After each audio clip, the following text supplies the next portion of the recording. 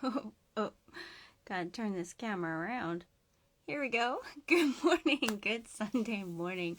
My buddy Allie is gonna hop on here soon. And if no one has told you yet today, I want to tell you thank you for being here. You are valuable for being here. And I am so excited that you are here. And the world is a better place because you are in it. Now, good morning, Nanette. Hello. It's good to see you. Just waiting for Allie to. Here we go. Those lovely bangs. I love it. Betty Page. Good morning. Good morning. Afternoon. What time is it? 11. Brunch. It's brunch time. It's chat time. Hi, Steph. Oh, hello, wife. Oh, hello. She is a fellow WW coach, and she is my WW wife. Yes, we are a team. Oh, that is the best. That is the best. Aw, thanks for the hearts.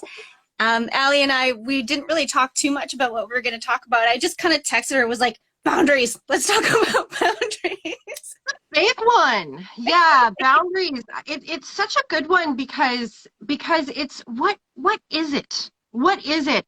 And I was thinking about it this morning, and I find that there is a lot of fear around boundaries. Yeah, you know what? I started the reason why I was like boundaries, because I started Monday with my first client of the week, and we had this brilliant discussion. She's like this extremely intelligent, heart-centered, like powerhouse of a woman, and I totally admire her.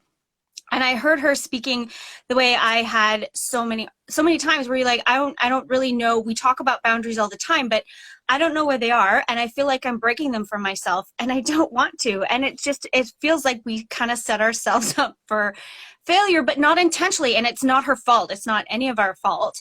But we need to repurpose this discussion. Like, what are they and how do we hold them? Because I think that, and what you said it perfectly right there, is what are they? And I think that our own boundaries, and it's really about looking at those relationships that we have that are reciprocal and that we're heard in, right? And so I think that I know that my biggest fear around creating boundaries is rejection, right? Mm-hmm. Is the minute that you put up a boundary and say, so this is what I'm comfortable with, that people are going to say, that's it, I'm out of here. And I had to really look at that when I first started my wellness and weight loss journey, in that, because a lot of what I was creating, the way that my life was going and what was good for me, didn't always jive with other people and with what they were doing, of like eating out or like doing this or things that I didn't consider to be healthy anymore. And creating that boundary and saying, hey, I'm not really, I don't want to do this anymore. Kind of the fear behind that is, I don't like you anymore because you do things that I'm not interested in. And there's that real fear of when we create the boundaries that we're hurting someone's feelings. Because And sometimes that again, happens. and it does. And the thing is that especially as being a female, right? Of not wanting to hurt anyone's feelings, and really it's looking at what's best for you. And Yeah. that's hard. I love how you started with like, let's start the discussion on relationships where we feel safe, because because when we think of boundaries, you often think about, okay, well, this is my gatekeeper to keep me being safe. But often we don't even know where to begin. So when we have those relationships where it's kind of easier to practice boundaries in safe spaces, like, do you want to go out tonight? No, I can't. I saw this one other creator that she's brilliant. She's on TikTok. She's a 49-year-old powerhouse coach on TikTok. And she did this whole sketch of like, of like a waitress and a person of being like, okay, I want to learn how to do boundaries. And she's like, okay, I will teach you this in three different ways. Yeah. And she's like, do you want to do what this person is asking you to do? No. Okay, well, let's choose I have plans. And she's like, but what if I don't have any plans? And then she goes, would you rather be doing something else? Those are plans. And I was like, yes, that's such a brilliant way to explain that in such a simple way. And that's like a kind of a first step on how to practice boundaries of like, well, what are my preferences?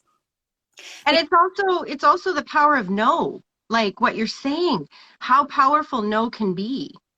Yeah, and if we kind of zoom out a little bit, because I think there's confusion between like preferences and hardcore boundaries.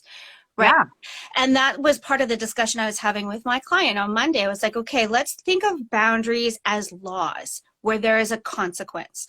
Like, and for myself, like I've been married for like 21, 22 years. And one of our boundaries is we don't have sexual relationship with anyone else outside of our marriage. Like that's a hard and fast boundary. That is like a do not cross. And if one of us were to cross that, there would be a consequence. So that is like a boundary. That's the law. And then there are my like extreme preferences, right? Like that would be like a different level, but it's a different kind of boundary. So I think that I wanted to open up that discussion with her that there are different levels. And when we kind of are a little bit flexible in our hardcore preferences, that's not a self-violation. But when we allow other people to like really cross that boundary of like, there should be consequences for this because this is a hard no for me, and we don't hold that, that's a self-violation. Totally. Absolutely. And it can stem from, you know, friendships to family, like family of like the things that are allowed to say to you, right? And I see this a lot in the wellness side of my coaching, in that there's a lot of criticism and critiques and things that we're just so used to people saying to us that we kind of take that on. And it really is looking at, and when you talk about consequence, what is the consequence for me when somebody says, are you sure you want to wear that outfit? Are you sure you want to eat that? Are you allowed to eat that? Like when you're on a weight loss journey, it is amazing. It is amazing at what people feel that they're helping to say to you. And a lot of times our reaction is just, and it's really hard to say something and step in and say, wait a minute, no, that's not okay. Because they're going to have a response to that. And I think, and right, when we're setting up boundaries too, we're going to get resistance. We're going to get somebody that comes right up to that line and says, what do you mean? What do you mean? And makes you justify it. And I think that that's where some of the bravery has to come in and say, you know, and you don't have to necessarily explain yourself to anybody. If you choose to, so that they have some clarity, so that, you know, that they understand where the boundary is coming from, but you set up the scenario under which people treat you. Yeah, we are teaching people how to treat us all the time. And as women, we're kind of at a disadvantage when it comes to the start of the conversation of boundaries. And what I mean by that is that we are taught, conditionally taught, traditionally taught, and like just like the history behind women in history, we are taught to violate our own boundaries, especially, and men too, but I think there's more of a cultural conditioning for women. But like anytime you grow up in a family where your no didn't matter because or not heard because you had to either take care of your parents' feelings or they were trying to get away with bullshit. Yep. Like literally violate you. And so as an adult, when you have this precedent of your boundaries don't matter, they're not heard, and they're going to be broken regardless of your wishes or not, by force. And when you come into adulthood, the expectation we have for ourselves is like, okay, I suddenly need to know how to do this. And most of our our inner conversation starts with when our boundaries are actually broken, when we allow that self-violation to happen. And that is the biggest lesson. And we have a choice to go one of two ways. Like, oh no, I'm a shitty person and I did this to myself again, or oh no, this is revealing something that I still need to heal, something that hurts really bad. Okay, Yeah. how can I look at this? And often we need support to do that. Yes. Because when you're preconditioned that way, you don't have that set of skills coming into it. And that's where finding those safe communities, finding that guide, that coach to kind of bounce things off of, and then setting your own rules and being able to have a voice where you are heard, right? And also I know as a mom of a boy, raising a boy too, and a girl, where talking about boundaries and respecting other people's boundaries are really important, are really, really important when we come into things, and growing our children this way is to understanding and respecting boundaries, and that when somebody sets a boundary, it's about them, not you. It's not a reflection of your relationship, like, and to be able to be fluid about it and say, yeah, okay, and allow that space for somebody to create a boundary because that's what's best for them. And it should be like that green light for you of saying, wow, I get to do this too. I get to set the bar where how people treat me. Yeah, because then it's like your life isn't happening to you. You have mastery over it. And like our relationships with boundaries, they come out. That's like when that person criticizes you about your food choice or your Yeah. weight choice. That's when it's actually not about the food and it's not about the weight.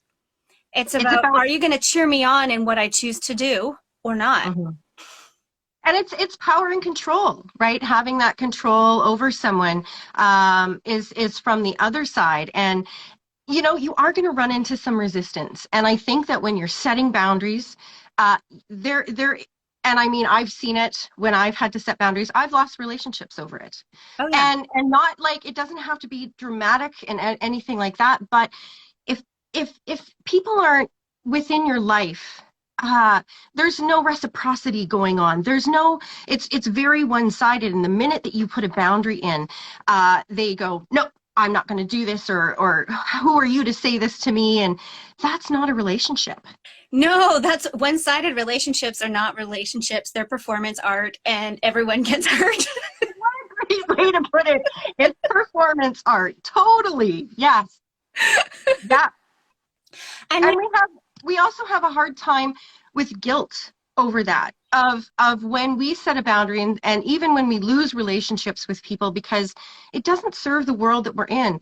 And there's a lot of guilt that we have attached to that of like, should I have done this? And we question a lot of that. And that's where having that support, that's where having a space to talk about it with somebody, to kind of hash it out in your own brain. Because, right, we set the line and then we move the line because we're not sure about the line. And then we try to put the line back. I And might it's, feel lovable if I draw a line. yeah, totally. And I Totally. still be loved. Sorry, I'm just responding to a comment. I'm so glad you are here. Yes. Yeah. And like with kids, it starts like there's all sorts of different kinds of how we teach them boundaries. It starts with like, no, I don't want to be tickled. And also, mama needs to be in the bathroom with the door closed for 2 minutes. Right? Yes. Yes, the power of no, and giving that. And you bring up such a great example with the tickling of that teaching our kids from the get-go, and that it's okay, and it doesn't make you a bad person to say no, right? It gives you space to say yes to other things. And it gives them a gift, because then we're talking about like body sanctity and consent, and the discussion of consent with our children begins with boundaries. Yeah. And Yeah. like just saying, okay, no, or like, no, mama doesn't want you to touch her there right now, or no, mama needs to have 20 minutes, so I'm my own woman again. Like that's a boundary too, because I think part of the discussion with boundaries is the permission to be your own person separate from other people. When I first Yeah. started to talk to Sadie about boundaries, because it's kind of a tricky concept to explain to younger kids, even though Yeah. we need to start having the conversation, I was like, okay, well, look at our backyard. We've got a fence. What if all our backyards were like together? Would you like that? No. Yeah. And then letting it go out from there. But yeah, having like age appropriate conversations with boundaries on kids, and it filters out to everything from consent to permission to be your authentic self. Absolutely. I know that boundaries, it's something that I struggle with still, and I have to work at it because I fear people not liking me for saying no, and then the consequence for me is I give away so much of myself, my time, my energy, that I don't have any left for me. And just because you create a boundary with somebody, and it's not black and white, right? Just because you create a boundary with a relationship doesn't mean that you're not friends, or that it's either all or nothing. And and starting slow and creating those boundaries, and really looking at the no as creating space for yes for other things. Yes, yes. And like that fear, it's physical. Like it's not even just social, it's Yes. physical. It has to do with our evolution. So us as women, in order to breed, in order to survive, we had to make other people like us. Right? If you cannot earn an income on your own, your survival depends on other people. And that is why that people pleasing, it's almost like a gene. It, I would call it a gene with me. yeah. Absolutely. And it's not your fault. It's just a millennia, like many millennia of all this cultural traditional like ways of being, like how it was to be a woman. If you wanted to breed, you had to find a man to like you. If you wanted to stay in the tribe, you had to like, show your worth. And now it's different. And when we have all these conversations that we're having now more than ever about boundaries of what's acceptable behavior on the personal level, but also Yeah. socially, Yeah. change happening. Like change, that's how change happens. And so Yeah. when we feel bad about saying no to our boundaries, well, that's the only way how change happens, is when we put up that boundary. Otherwise, it's just, of course, it's going to stay the same because you're not doing anything different. Yeah, and I think that the more that we practice this, and the more that we practice the no, because the no feels really like no, and it doesn't have to be this emphatic thing. And I think the more that we get used to being like, yeah, no, not today, and that it's less of a big deal for us, it becomes the same for the other person, right? About delivering that. And it's like, really, when we practice our own boundaries, again, it teaches other people that they can as well. Yeah.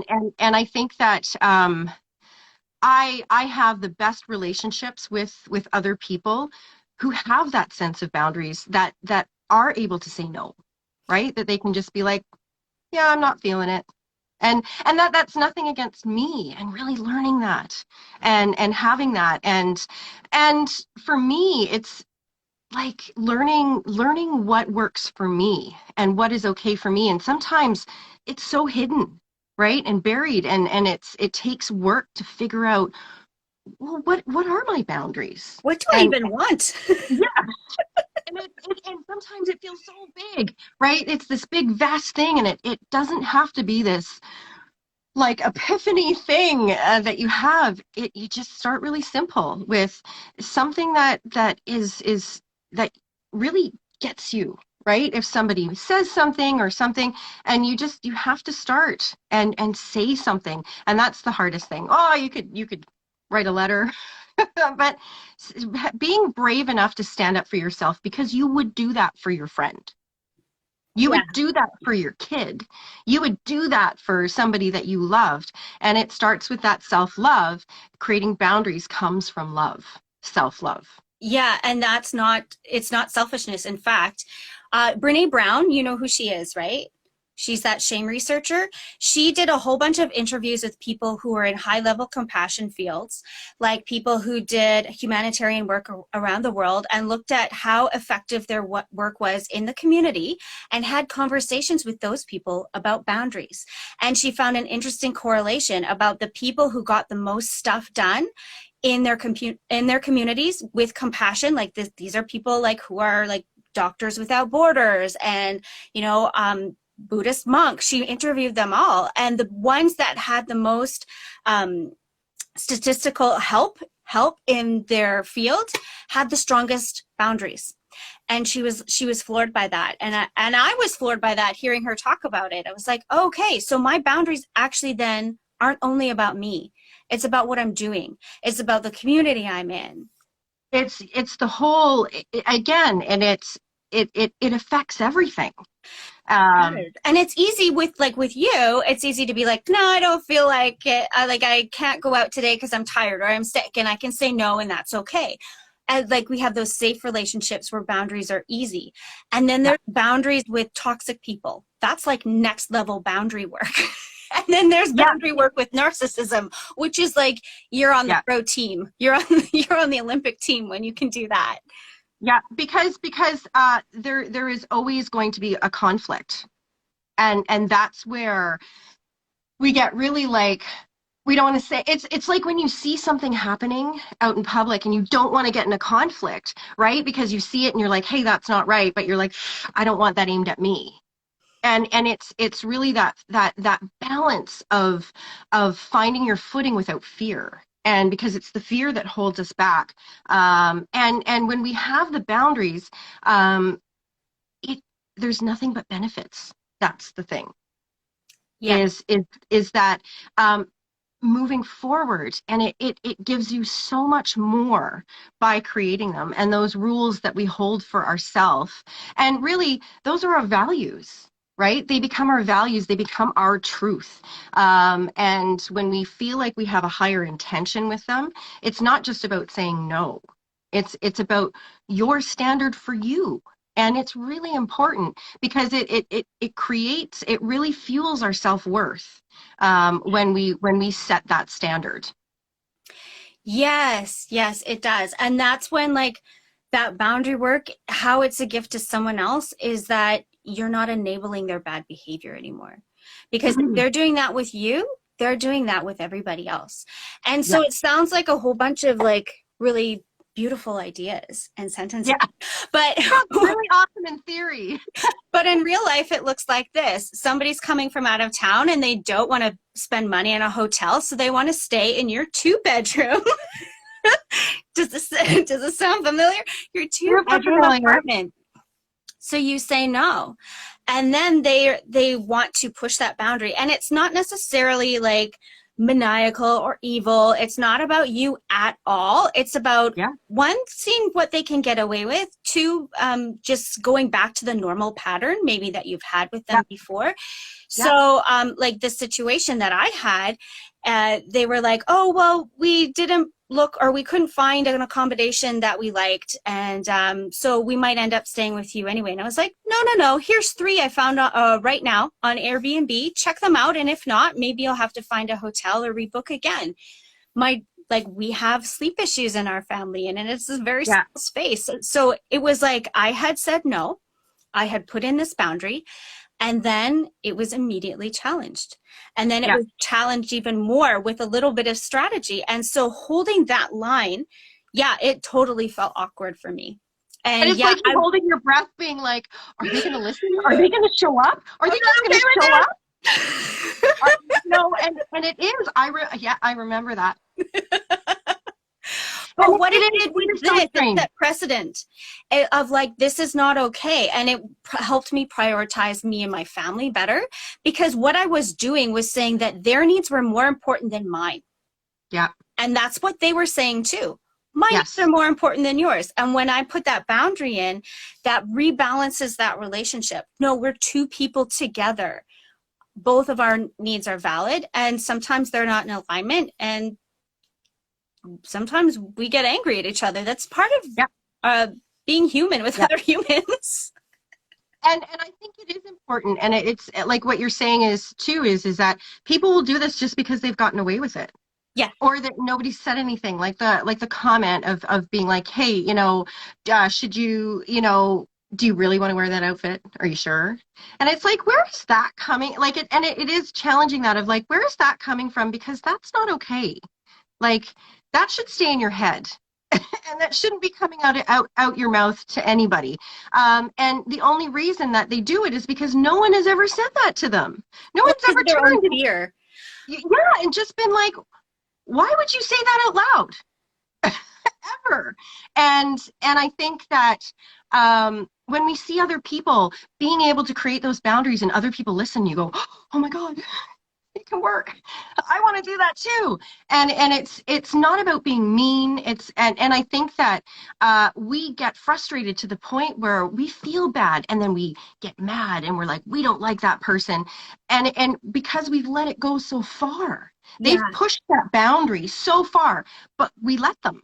We let them do that. And we allow resentment to fester. And we Yeah, do that often with our most precious relationships, like with our kids, where we're like, okay, I know they don't know any better, rather than being like, okay, well, no, this is lesson time. They need to realize, yeah, because someday we're going to release these children into the wild and they're going to have relationships of their own. And they need to know that if they push their partner is going to either walk away or push back. So, yeah. having that boundary of being like, no, in a safe and loving way with you will give them permission to hold it later on. And I think of like how amazing our kids are doing, even though we struggle setting the boundaries, they're Yeah. listening and they see us like struggle. And speaking of kids, Yeah, I can what are they see them doing? with the hose outside right now going, But there's so many brilliant examples I can think of, like all of the kids. Like I think of Sadie and Emily when they were toddlers and they had like that cute little blondie hair and all those business guys were like taking pictures and this little toddler was like, no, no. no. And As like we're like running up to them, and it was, and the funny thing was is that they stopped, they and did. Sadie really used her voice, and and then Emily joined in, and here are these little toddlers telling a bunch of grown men, and they were cute, but they did not have permission, and that was like, yes. That's what we're talking about. That's exactly the no, you're not allowed to do that. So us dealing with our boundaries keeps our children safe because they know how to teach it like to themselves, how to do it for themselves. And even like those lovely moments of how to handle when the boundaries aren't being well. I think about when Jack was a toddler and they were in the garden and he had this rake, and really what he wanted was just to play with the girls, but he would go after the rake and then he would get it taken away. Oh, I'm sorry, I'm sorry, I'm sorry, I didn't mean to. And then he'd do the same thing again. Oh, I'm sorry, Yeah. I'm sorry, I'm sorry, I didn't mean to. And you were like, no, one of two things has to happen. You're either sorry and you're not going to do that. You're either sorry that you got caught or you're sorry that you did this in the first place. Which is it? Yeah. Yeah. And then having that boundary of, okay, well, rakes require responsibility. Still, there's still boundaries around the rake in our garden with him as well to this day. So. Yeah, it's not a one and done deal, and it isn't for them and it isn't for us. Like we're gonna practice and we're gonna like violate our own boundaries once in a while, or we're gonna learn when somebody pushes really hard on our boundaries. And I think what's really important with that is that when that does happen, that there's reflection involved in that. And I think that reflection is really useful, right? Instead of feeling shame and guilt and all those things of like, I'm such a terrible person, I can't believe how weak I am, is that think about how it made you feel, right? And like in removing the shame, removing all of that is what was it about creating that boundary that was healthy for you? And then when that boundary was crossed, right, that's why you set the boundary in the first place. And it's when we take the emotion out of it and we kind of look at it as to the reasoning why that we did it, as if you were making the boundaries for someone else, for yourself, and looking at that in an analytical way of saying, yes, no, there's a reason why I put that there. And I think that we're able to quickly recover the less hard that we are on ourselves when we make mistakes, right? Or that we feel like we've made a mistake, because the mistakes are what grow, right? Those are the people who make the most mistakes but keep going. Those are the people who are the most successful with what they do. And I have to remind myself of that constantly, because I'm somebody who's afraid of making mistakes, and I see it in my daughter too, right? And so having a lot of those conversations and backing the bus up on that one, and that, kind of revisiting why you put that there in the first place and why it was important to you, and what are the benefits. And I think when we look at the benefits rather than what happens if it, the negative side, when we are light chasers, when we are moving towards the light, that's when we get that forward motion. Yeah. Yeah. Like just implementing that over and over again. Okay, so last week I told that story about how I had Sadie's name and the A fell down. It was like S die. I learned my Yeah. lesson, and I would like paint little affirmations on her like sock drawer and stuff like that. And one of the affirmations was, Counterbalance. mistakes are proof I'm trying. Yes. Oh my goodness. Okay, I hope everyone writes that down and puts up that post-it note. You know me, I'm like such a post-it note fan. I just want to Mistakes are post-it proof note I'm everything. trying. Yes. Yeah.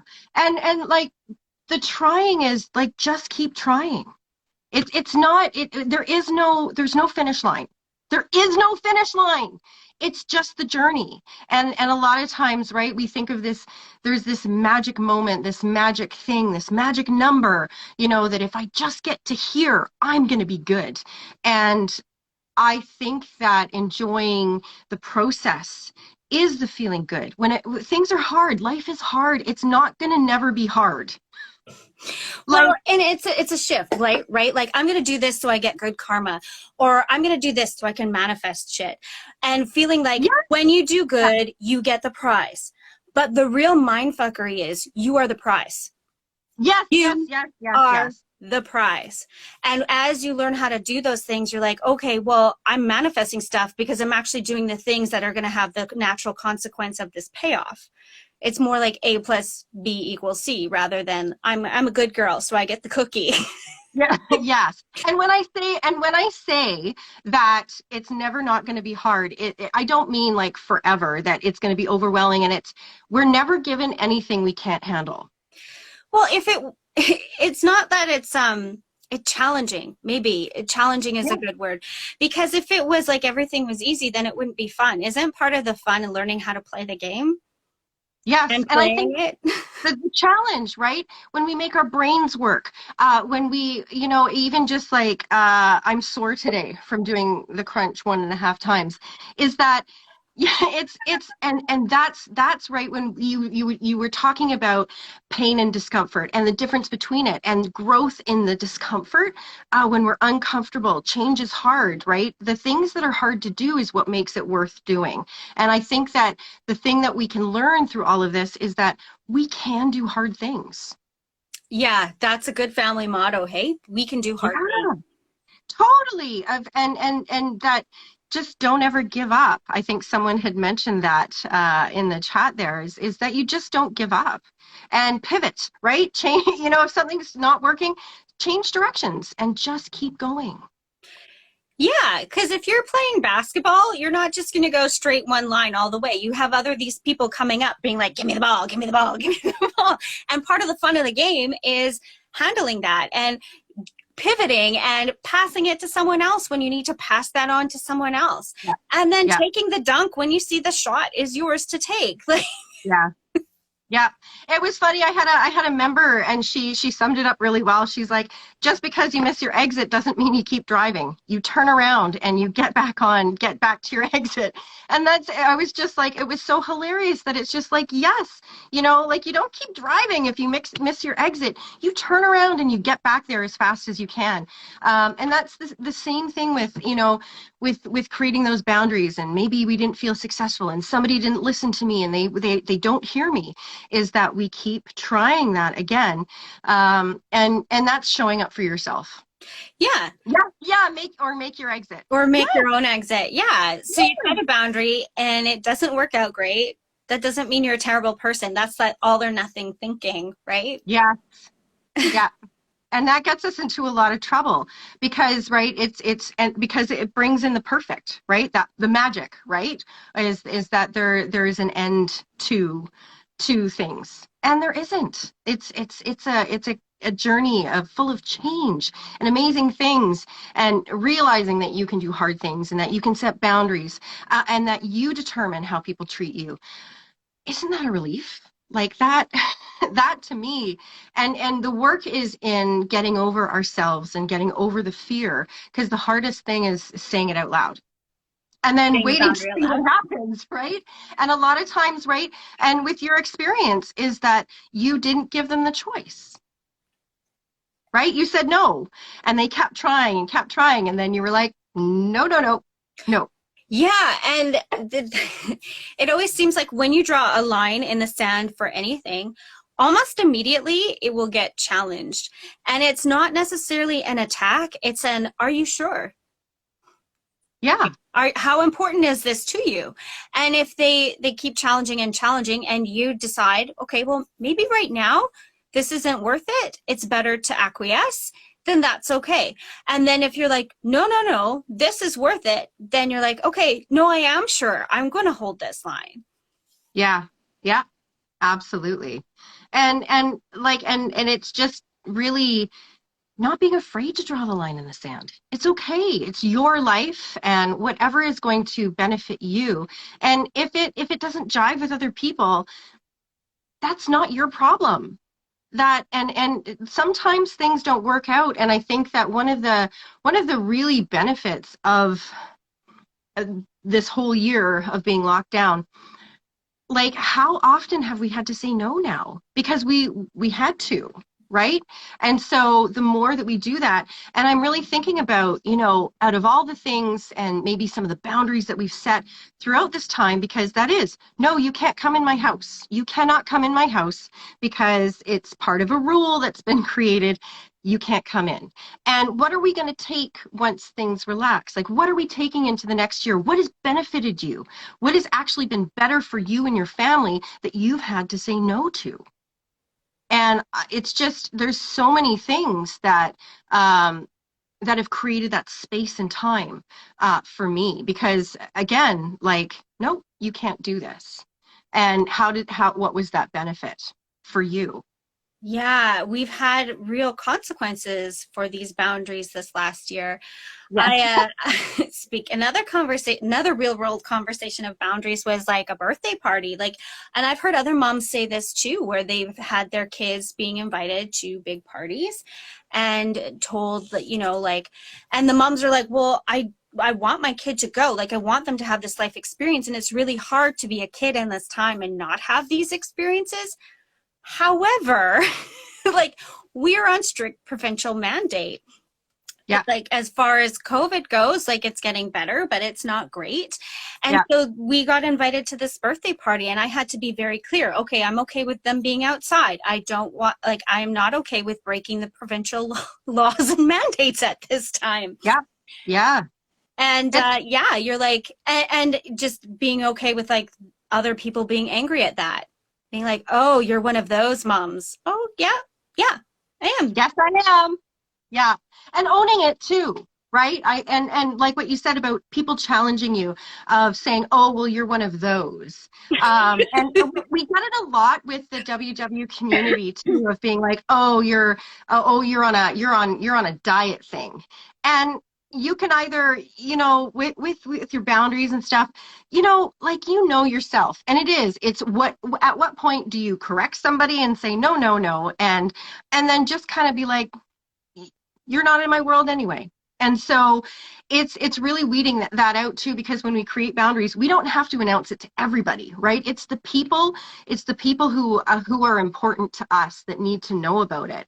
And people are going to challenge that all the time, questioning what you're doing and why you're doing that and why would it work for you. And, oh, I heard this, I heard that, blah, blah, blah, blah, blah, and it does this for you.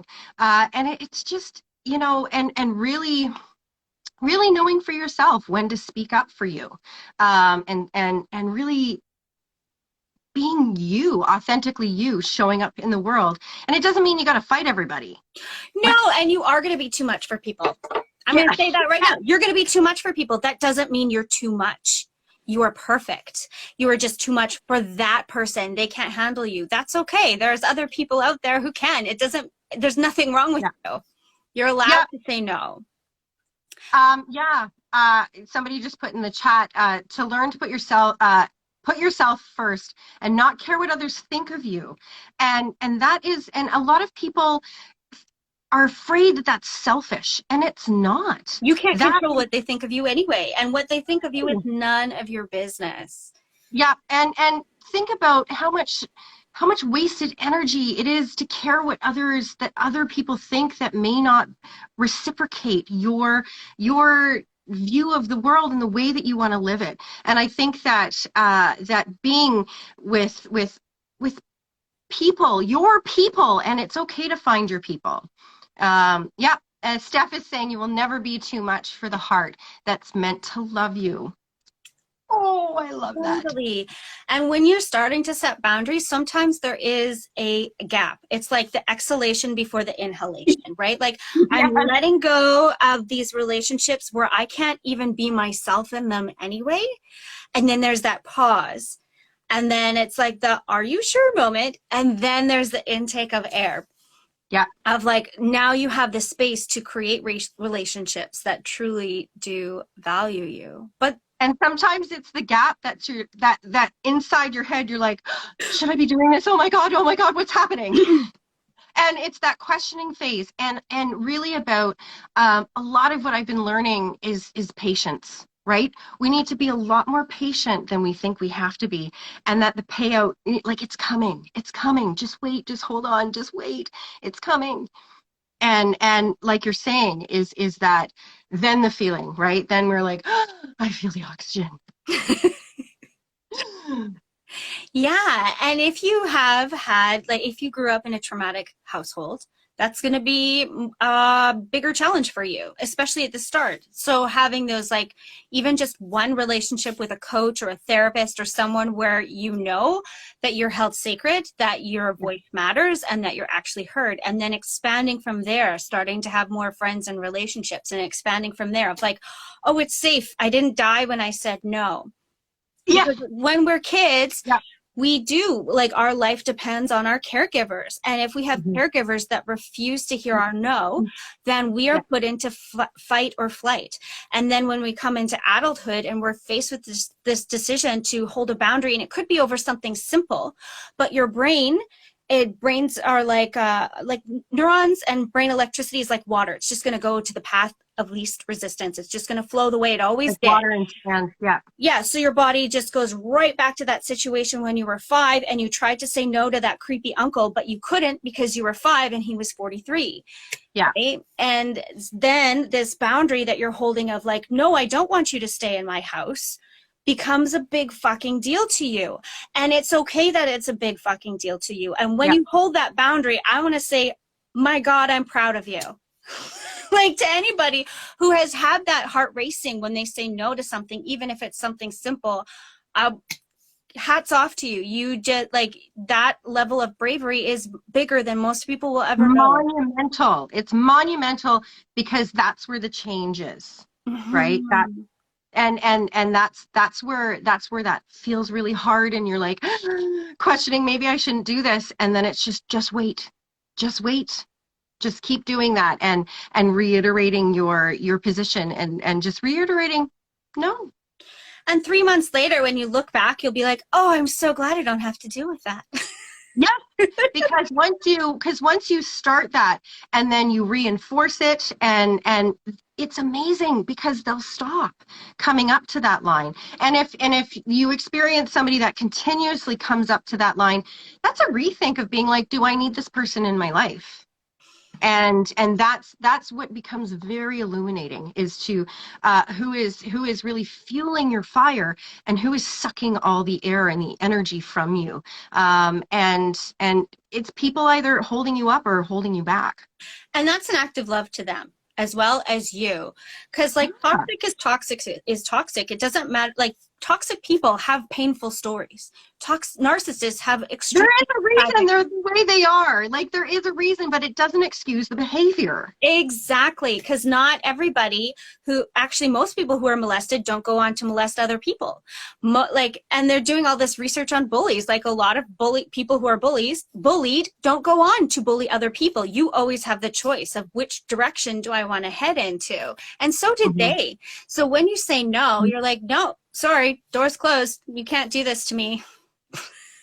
And it's a gift, and it doesn't matter what their reasoning is. Toxic is toxic is toxic. Yeah. And it is, and that's why, like, feeling that change, and what you're talking about is like reaching out to coaches and to be in a safe environment. And that's when you kind of go, wait a minute. So this isn't normal.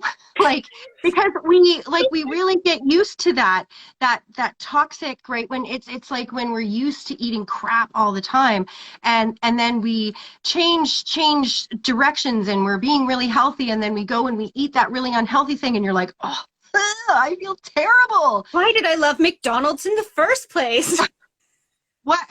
How did this, because it felt normal. And I think that really discovering those things, and that's why it feels so awkward and uncomfortable, because we've just been so used to saying, oh yeah, okay, sure, yeah, no problem, I'll do that for you, yeah, okay, I'll do that. And that's where that awkwardness really comes into play, and it's just like, hold the line, stand your ground, it's okay. Absolutely, that conditioning. Like, I just laughed so hard when Allie mentioned that not normal, because how many times have I been like, I just held this boundary and it felt so good. That wasn't normal, right?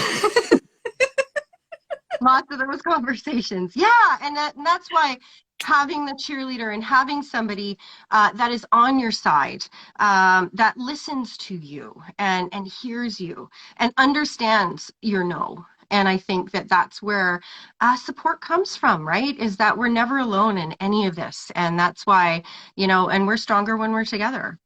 Absolutely. Better together. That's my kids' school's motto, and I love it. Better together. Yeah. That is awesome. I just want to thank everyone for joining us every Sunday. We're loving all the comments in the chat too, and you guys feel free to join us. We had every a few week. people request, but I've actually never done that before, and I don't know if like you accidentally pressed the button to be in here or not. So that's on me. Sorry. Yeah, if anyone wants to hop on here and ask a specific question from Allie and I, now's the time. Yeah, we want to make that you guys can feel like you can come into the conversation as well. You can ask some questions, and for those of you who don't know, I am a WW Canada coach, wellness and weight loss coach, and AJ is, I will let you tell them who you are. I'm a trauma and anxiety coach. I do mindset work and help you turn your pain into your superpower. And if I can do it, you sure as hell can too. Absolutely. And I do have a couple openings. So if you need some coaching, reach out to me. I'd be happy to help you and tell you what that would look like. And if you're in Weight Watchers, do check out Allie's group coaching. As you can see, she is an amazing coach. And I know that I've seen a couple of coaches on here too that work with me. Steph is one of them. And yeah, and it's just the community of all of this together. And that's what we're here for. And AJ and I have been friends for 20 years, and our girls are besties. And we just wanted to create a platform where we could talk about shit. And yeah. Oh, yay. Hi, Pat. Yes, we've got a whole bunch of people that are hopping on, and we're moms, we struggle, we're coaches, and we just want to talk about like the real things. Yeah, hang out with people who like you. Allie and I are people, and we like you. We do. And if there's any questions or anything, throw it out to the group, and that's what we do. Yes. Yeah. Yeah. Me Aw, too, yeah. Steph. Yeah. That's so sweet. Awesome. Yeah, and if there's anything you want us to chat about, just send either Allie or I a message, and we'll make it happen. We'll make it Yeah. happen. We're going to pick a topic, talk about real life, and then come at it from the stuff that we've learned, and just what we've learned throughout through our successes and our mistakes and all of that stuff. And we just want to open a conversation about everything.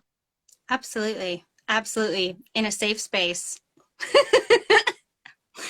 In my room where the cats keep coming in and out, and kids with hoses, and I love that. It's amazing about live. You never know what's gonna happen. I know. I love seeing the door open and like that hand reach in. It's like ghost hand. Like Me too, Steph. Yeah, me too. Me too. All right. Well, let's get on with our Sundays. And I'm always so grateful for this moment of fresh air in the week. Me too. And you know what? I think coming up too, I think AJ and I have talked about having guests on too. So we're throwing around we're just starting this and just seeing what we're gonna do with it. So stay tuned. Stay tuned. Stay tuned. At minimum, we'll have a podcast out of this. So Right. it'll be awesome. Oh, I always love seeing you, my love. And thanks to everyone for joining in, and hop back on next Sunday. We will be here. Same bat time, same bat channel. That's right. All right. Bye. Bye.